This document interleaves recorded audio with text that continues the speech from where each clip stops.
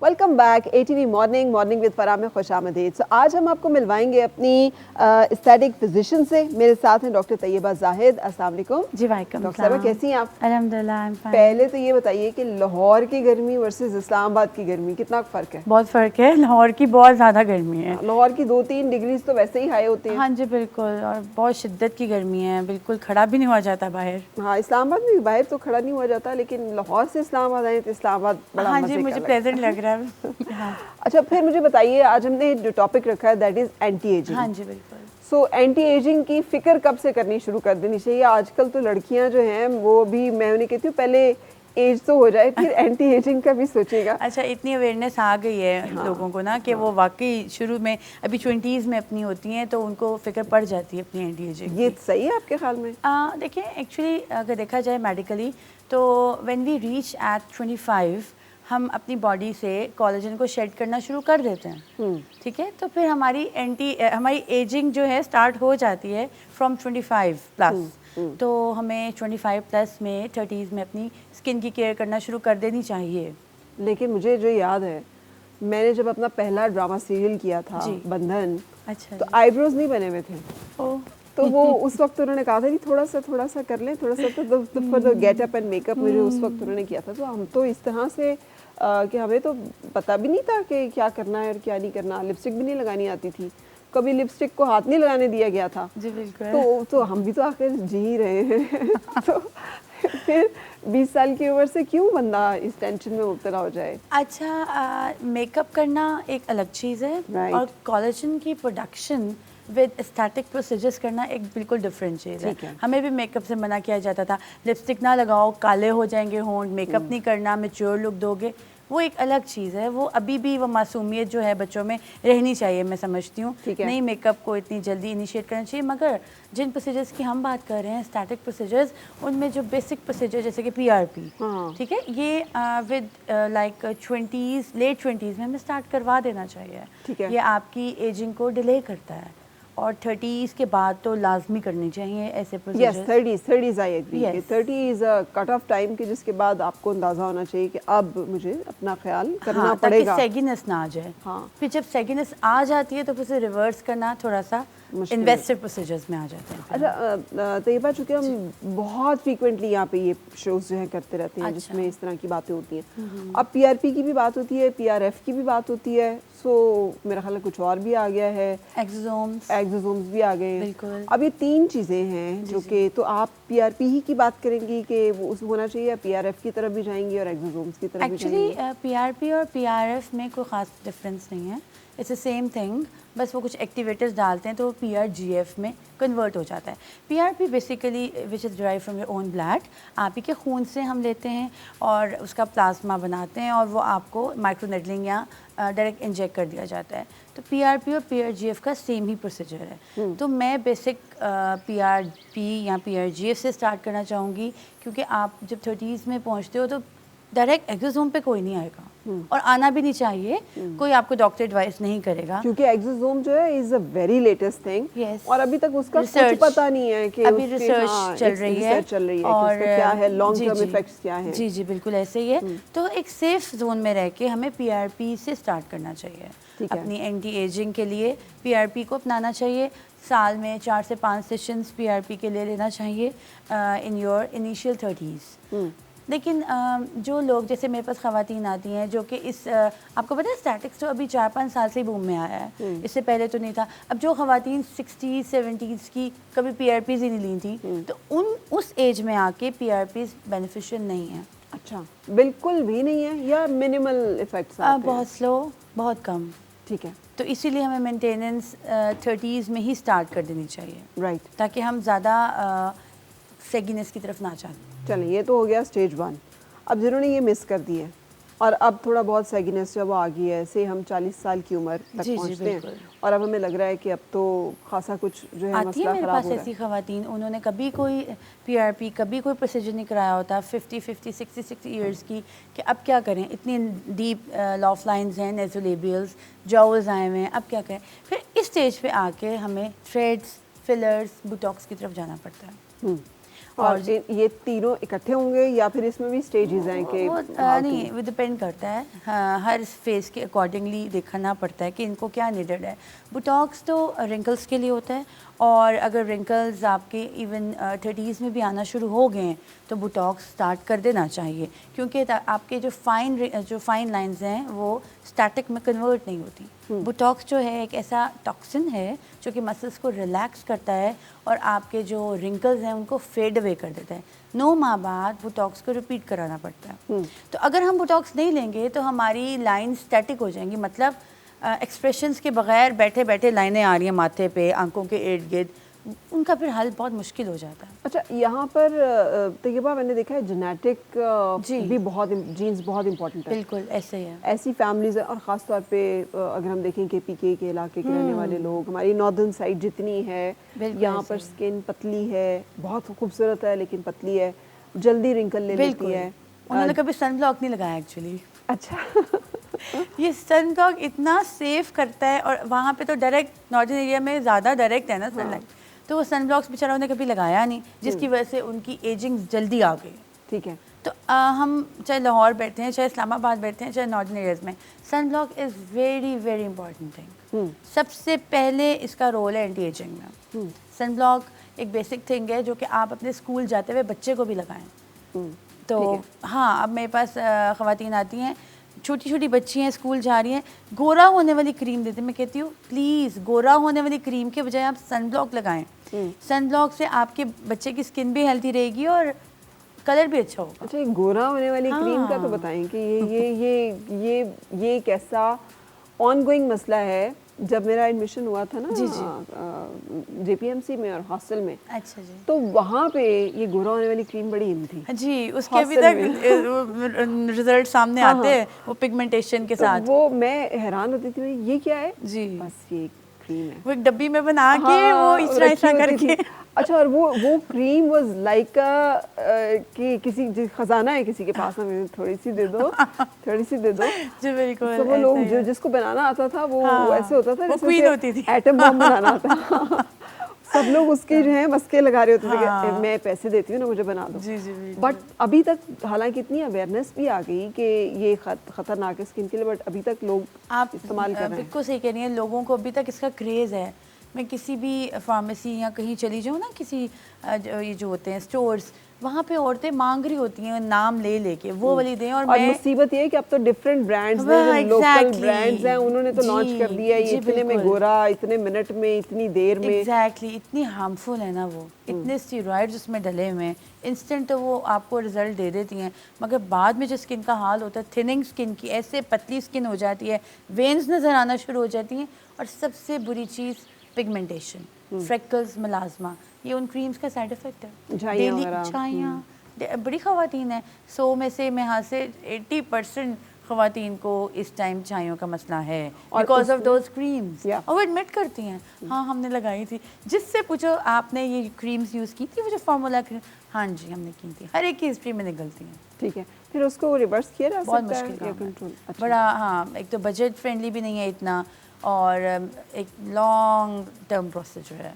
ठीक है, तो इस प्रोग्राम के तवज्जुह से यही पैगाम होगा कि प्लीज़ इस तरह की किसी चीज़ को इस्तेमाल ना करें।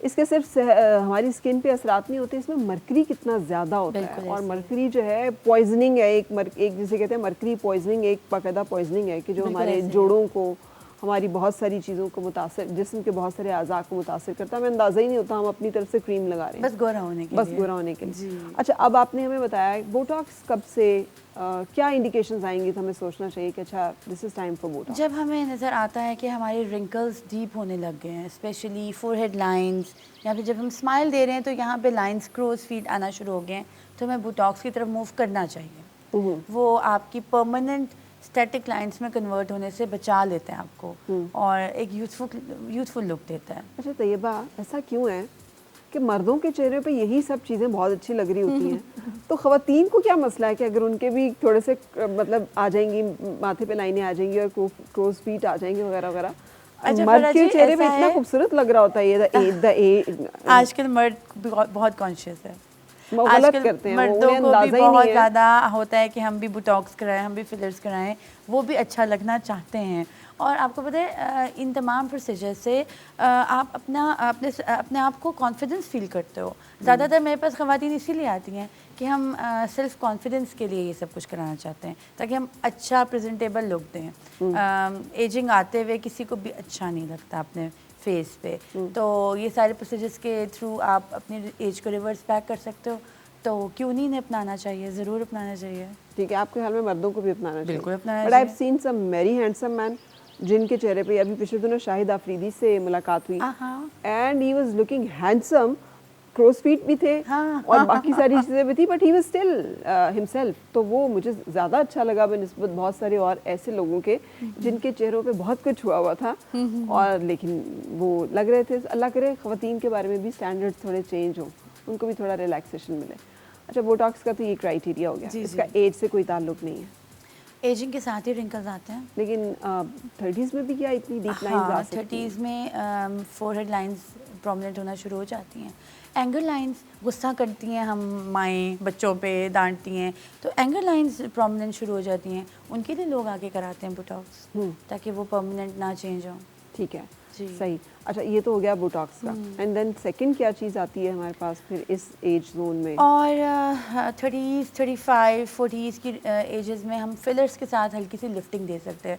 आजकल तो बड़ा ट्रेंड है लिप फिलर्स का, वो तो एज नहीं देखी जाती, वो तो 50s की ख़वातीन भी आके कराती हैं, मैं करती हूँ, और बच्चियाँ भी कराती हैं 20 साल की, कि फिलर्स को लिप्स को प्लम कर दिया जाए। तो वो हम फिलर्स के थ्रू कर सकते हैं और बड़ी अच्छी शेप बन जाती है। एक जो शिकायत है मुझे वो ये कि खातून ने लिप फिलर कराया हुआ है, ठीक है, देयर चॉइस, मगर वो दिखता क्यों है? मतलब अच्छा, वो अगर ओवरफिल हो जाए, अब ये उन खातून की शायद चॉइस हो कि इसको ज़्यादा प्लम किया जाए, वरना अगर नॉर्मल आपका, अगर ज़्यादातर ना हमारे एशियंस में, बल्कि ऑल ओवर द वर्ल्ड मैंने देखा है कि अपर लिप जो है ना वो थिन होता है, तो उसको प्लम करने के लिए 1 ml फिलर या 0.5 ml फिलर जो है इनफ होता है, तो वो अच्छी शेप दे देता है। अगर आप ओवर करोगे, किसी भी चीज़ की ज़्यादती नुकसानदेह होती है, ओवर फिल करेंगे तो फिर वो ज़्यादा प्लम हो जाएगा, उसकी वजह से मे बी ऑकवर्ड भी लगे। हाँ, वो बहुत सारा ऑकवर्ड फील हो रहा होता है। यानी जिस खातून ने लिप फिलर करवाई हो तो वो नज़र आता है, क्या बगैर दिखे विजिबल हुए भी लिप फिलिंग हो सकती है? बिल्कुल, मैंने अपना भी किया हुआ है। अच्छा मेरा बिल्कुल अपर लिप थिन था, तो 3 years बैक मैंने अपना किया था, स्टिल लिप फिलर अभी तक चल रहा है। ये कौन सा फिलर है जो ये जी मैं बताती हूँ आपको, जो लिप फिलर्स होते हैं ना, इनकी ड्यूरेशन बड़ी लंबी निकल जाती है, 2, 2.5, 3 साल आराम से लिप फिलर निकाल देते हैं, क्योंकि फिलर वो वाला एरिया जहाँ हाइड्रेटेड है वहाँ पे फिलर की लाइफ लॉन्ग होती है। जैसे कि लिप एरिया एक ऐसा एरिया जो बहुत हाइड्रेटेड है, हम पानी पी रहे हैं, हमारे स्लावा, ये तमाम सिक्रीशंस की वजह से ये हाइड्रेटेड रहता है और इसका ड्यूरेशन बहुत लंबा रहता है। तो अच्छा, हाँ, तो इसका मतलब है कि अगर हम हाइड्रेटेड रहेंगे तो हमारी स्किन, और अगर हम कोई भी प्रोसीजर कराते हैं तो उसका रिजल्ट भी ज़्यादा अच्छा रहेगा। बिल्कुल ऐसे ही है। सही। अच्छा, एक तो लिप फिलर हो गया जी, और कौन से ऐसे फिलर्स हैं कि जिनकी ज़रूरत पड़ सकती है और वो करवा लेनी चाहिए? अंडर आई फिलर लोग कराते हैं, ये डार्क सर्कल्स को ट्रीट करने के लिए बहुत हेल्पफुल है, और मैं तो रिकमेंड करती हूँ जिनकी संकन आइज़ हो गई हैं, जैसे कहते गड़े पड़ गए हैं और कॉन्फिडेंस लेवल ख़राब हो रहा है, डार्क आइज़ लग रही हैं, तो उनको हिलुरोनिक एसिड जेल फिलर होता है, वो हम अंडर आई में करते हैं, और उससे ग्लो भी आती है और आपकी फिलिंग भी हो जाती है, कॉन्फिडेंस लेवल भी बूस्ट अप होता है। बिल्कुल सही। अच्छा, और तीसरा कौन सा प्रोसीजर था जिसको हम और मैं थ्रेड्स की बात करी थी। थ्रेड्स पे हम जाके देखते हैं एज के लिहाज से और फेस के लिहाज से कि ये फेस के ऊपर थ्रेड्स आया करने भी चाहिए कि नहीं। हाँ, कौन से फेस हैं कि जिन पे आपको लगता है कि ज़्यादा ऐसे फेस जिनकी सैगी स्किन हो गई है, लटक गई और थिन फेस हैं, जिनमें फैट बिल्कुल भी नहीं है, तो वो अच्छा लिफ्टिंग दे देता है थ्रेड्स उनके उस फेस पे। ठीक है। और थ्रेड्स की भी तो कोई 1000 किस्में। हाँ जी, ऐसे ही है बिल्कुल। और जो मुश्किल वाले और जो अच्छे वाले थ्रेड्स हैं वो तो हमारे यहाँ हर कोई कर भी नहीं रहा होता। ऐसे ही है कि जो सिंपल वाले थ्रेड्स हैं वो तो हाँ जी, ज़्यादातर ना कोरियन कॉक थ्रेड्स किए जाते हैं, वो सिंपल थ्रेड्स जिनको आप कह रही हैं। इसके अलावा काफ़ी ब्रांड्स हैं, एप्टोस है, सिलरिटी है, वो ज़रा थोड़े से डिफ़िकल्ट थ्रेड्स हैं, मैं अपने क्लिनिक में करती हूँ और बड़े अच्छे रिजल्ट्स हैं। मगर मैंने देखा है कि कोरियन पॉकेट फ्रेंडली भी है और रिजल्ट्स भी अच्छे हैं। ठीक है। लेकिन अक्सर जब हम रील्स देखते हैं दुनिया के ऐसे लोगों की कि जो बड़े जाने माने अपने काम में या वो प्रोजेक्ट कर रहे होते हैं खुद को, तो पूरा पूरा फेस लिफ्ट वो थ्रेड के साथ जो है combination of thread and fillers and Botox and वगैरह वगैरह, बिल्कुल ऐसे तो एक पूरा, लेकिन उसे कहते हैं वो थ्रेड फेस लिफ्ट। हाँ जी बिल्कुल। आपके ख्याल में इज़ दैट पॉसिबिलिटी, और अगर ये मुमकिन है तो किन लोगों को ऑप्ट करना चाहिए इसके लिए? थ्रेड फेस लिफ्ट उन लोगों को ऑप्ट करना चाहिए जिनकी स्किन बिल्कुल सैगी हो चुकी है और अब PRPs और माइक्रो नेडलिंग हेल्पफुल नहीं है उनके लिए, तो फिर उन लोगों को थ्रेड्स की तरफ आ जाना चाहिए ताकि फेस लिफ्टेड लगे और प्रेजेंटेबल लगे। और रिजल्ट कितना अर्सा तक अच्छा, होता रिजल्ट ना स्टैटिक प्रोसीजर्स के साल 1.5 साल ही स्टे करते हैं। आपको मेंटेनेंस और रेपिटेशन करानी पड़ती है, आइदर वो नॉन सर्जिकल प्रोसीजर्स हों आइदर वो सर्जिकल। अब जैसे हाइफू है, HIFU is high focus ultrasound, एक मशीन है जिसके ज़रिए हम कोई भी लाइक इंजेक्शन नहीं लग रहा, नेडल यूज़ नहीं हो रही और मशीन के साथ हम बड़ी अच्छी फेस लिफ्टिंग कर देते हैं। उसको भी हमें रिपीट कराना पड़ता है आफ्टर 1 ईयर। इसी तरह थ्रेड्स को भी हमें रिपीट कराना पड़ता है आफ्टर 1 ईयर। तो स्टैटिक के जितने भी प्रोसीजर्स हैं इनको एज स्टॉप नहीं करते, ये एज को मॉडिफाई करते हैं, आपको रिपीट कराना पड़ता है। कितना पैसा होना चाहिए बंदे के पास ताकि वो बुढ़ापे में भी खूबसूरत रहे? आजकल इतना एक्सपेंसिव नहीं रहा स्टैटिक्स। अच्छा। क्योंकि मैंने देखा है अब बहुत ज़्यादा स्टैटिक क्लिनिक्स खुल चुके हैं, तो कंपटीशन की वजह से रेट्स उन्होंने ज़रा नॉर्मली किए हुए, इतना एक्सपेंसिव नहीं रहा अब स्टैटिक। इज दिस गुड कि बहुत सारे अवेलेबल हैं लोगों के पास क्लिनिक्स और ऑप्शंस, या नहीं है? अच्छा नहीं, ठीक है, मगर ऑथेंटिक होना चाहिए, डॉक्टर्स होने चाहिए, ट्रेन डॉक्टर होना चाहिए, तो पार्लर्स में जाके स्टैटिक प्रोसीजर्स नहीं होने चाहिए। आप इसके खिलाफ हैं? बिल्कुल। कि सैलून वालों को अपने काम तक लिमिट रहना चाहिए, और सैलून वाले कहते हैं डॉक्टर्स का क्या काम था इस एरिया में जहाँ पे वो अब आ गए हैं, वो बीमारियों को ठीक करें, खूबसूरती तो हमारा एरिया एंड डोमेन था, ये खामखाई अब इसमें आ गए। लेकिन आई थिंक अब इस पे काम आ रहा है। अच्छा, इन प्रोसीजर्स के अलावा जो हमने जिक्र किया है जी, कुछ और भी है जो आप समझती हैं कि हेल्प कर सकता है एजिंग को रिवर्स करने में? हाँ, जैसे कि हमारे नैड ड्रिप्स हैं, एंटीऑक्सीडेंट ड्रिप्स हैं, ये बहुत अच्छा रोल प्ले करती हैं एंटी एजिंग में। और इसके अलावा जैसे हमने PRP की बात कर ली, बाकी सारी लेकिन तैयबा एजिंग को डिले किया जा सकता है जी, रिवर्स करना तो मुमकिन नहीं है। यानी ये हो सकता है कि आप 60 साल की उम्र में भी 40 साल के लग रहे हों, ये मुमकिन है ना? इतना की रियलिस्टिक हाँ, होना चाहिए कि 60 साल की उम्र में 20 साल के लगेंगे। ऐसा तो प्लास्टिक सर्जरी भी नहीं कर सकती।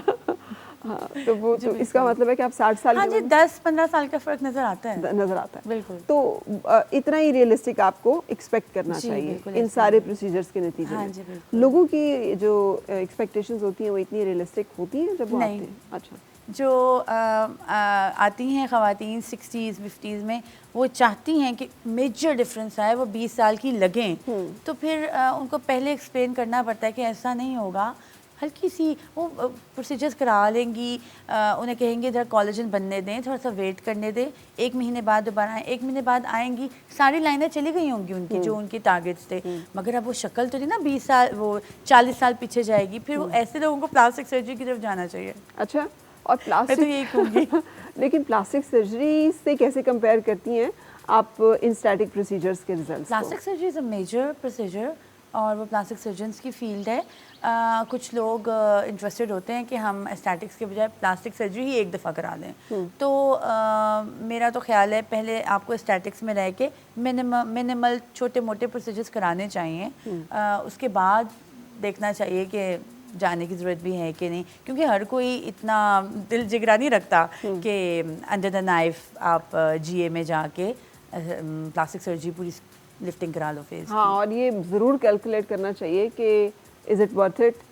अगर आपने 20 साल ही, हाँ 20 साल ही सिर्फ यंग होना है, दिखना है लोगों को, हाँ। अंदर से तो आप बूढ़े हो रहे हैं ना, एजिंग इज अ रियलिटी। तो दूसरों को अगर आपने खूबसूरत दिखना है तो क्या फ़ायदा आप दूसरों की खूबसूरती के लिए क्यों इतने पैसे लगाएं? काफ़ी ऐसी कि जो प्लास्टिक सर्जरी करा के एजिंग उनकी है बहुत ज़्यादा, मगर प्लास्टिक सर्जरी करा के यंग लुक देते हैं। देख लो अब आप तैयबा मुझे मतलब लोगों को वो कर रही हो कि प्लास्टिक सर्जरी को कंसिडर कर लेना चाहिए। नहीं, काफ़ी एक मेजर और पेनफुल प्रोसीजर है। हाँ। और उसका अच्छा खासा डाउन टाइम है। डरा भी रही हूँ साथ साथ। छोटे मोटे प्रोसीजर्स PRP से अपने आप को रूटीन में रखें और अपनी स्किन को मेंटेन करें। बड़े अच्छे सीरम्स आ गए हुए हैं और ये नॉन इन्वेसिव प्रोसीजर्स आपके लिए बड़े हेल्दी हैं। आपके ख्याल में ये सब चीज़ें जो हैं कितना के एक बजट एलोकेट एक खातून को करना चाहिए मंथली बेसिस पे कि जो उसको स्पेंड अपने ऊपर हो जाता है उसका मिनिमल उस पे रख के बताइएगा।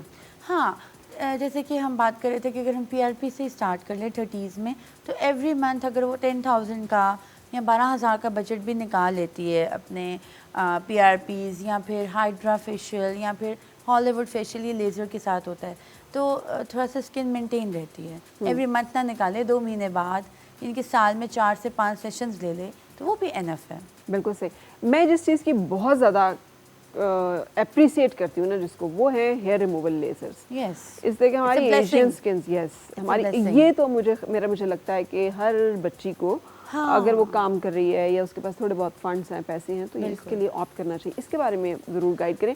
आपने बताया बहुत सारी जगहों पे अब क्लिनिक्स खुले हुए हैं, लेकिन अनफॉर्चुनेटली अच्छे लेज़र्स नहीं हैं, स्किन बर्न कर देते हैं, कह देते हैं बाल चले जाएंगे, बाल जाते नहीं हैं, बाज़ औक़ात और मोटे बाल आ जाते हैं। ये मसाइल क्यों होते हैं तैयबा? एक्चुअली जो लेज़र हेयर रिमूवल है ये एक ना परमानेंट हेयर रिडक्शन है। अब आपने कहा कि इतने क्लिनिक्स खुले हुए हैं, क्वालिटी ऑफ मशीन भी इनकी हमें चेक करनी चाहिए कि हम जहाँ जा रहे हैं कैसी है क्वालिटी। वैसे ये है कि जो ये लॉन्ग प्रोसीजर है, आप आइडली 8 से 9 सेशन लेते हो, एवरी मंथ 1 सेशन लेते हो, तब जाके आपका कोई 80% बाल ख़त्म हो जाता है। ठीक है। और ये जो लेज़र है ना थिक हेयर्स के लिए, जिनके फाइन हेयर्स हैं, बेबी हेयर्स हैं, उनको मैं कभी रिकमेंड नहीं करती कि आप लेज़र कराओ। वो जो अब आपने कहा ना मोटे हो गए, वो उन केसेस में होता है। अच्छा, जिनके फाइन हेयर्स एक जो इशारा है वो ये है कि अगर आपके बालों का रंग काला है, हाँ, तो फिर तो थिक हैं, हाँ थिक है, मोटे थिक हैं, तब आए लेज़र की तरफ। अगर आपके बाल बहुत फाइन है, गोल्डन है, आपको भी नज़र नहीं आते हैं, छोटे छोटे बाल हैं इस तरह के, तो उनके लिए लेज़र नहीं है। अब खुशी होती है देख के कि हॉलीवुड की कुछ नई जो फिल्म्स आ रही हैं जिसमें कुछ नई जो हीरोइंस हैं उनका पीच फज़ है, तो मुझे लग रहा है कि शायद अब लोगों में ये ट्रेंड रहे कि ये दोबारा से वापस इन हो और दोबारा से उसको पसंद किया जाए। बिल्कुल। और इसको अच्छा आईब्रोज़ के हवाले से भी बात करते हैं। क्या आईब्रोज़ को हमेशा हमें थ्रेड से ही प्लग करवाना ज़रूरी है, या आप समझती हैं कि इसको भी लेज़र से डन करवाया जा सकता है और हमें बहुत ज़्यादा फिर तकलीफ ना बर्दाश्त करनी पड़े हर दफ़ा इसको करने की? आईब्रोज के इर्द गिर्द भी लेज़र होती है और चूँकि थिक बाल है बड़ा अच्छा रिजल्ट देता है ये भी, तो हम लेज़र्स के तरफ स्विच कर सकते हैं। Face laser, body laser safe हैं।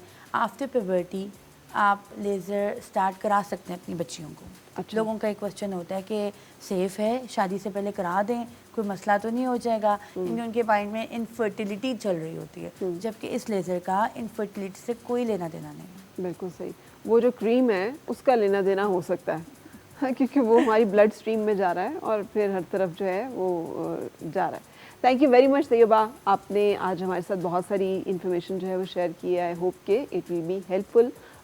मैं यहाँ पे एक ब्रेक के लिए रुक रही हूँ और ब्रेक के बाद आपकी मुलाकात कराऊंगी आज के मेहमानों से। और मिलके गुनगुनाए हैं गुमशुदा जो खुशियाँ।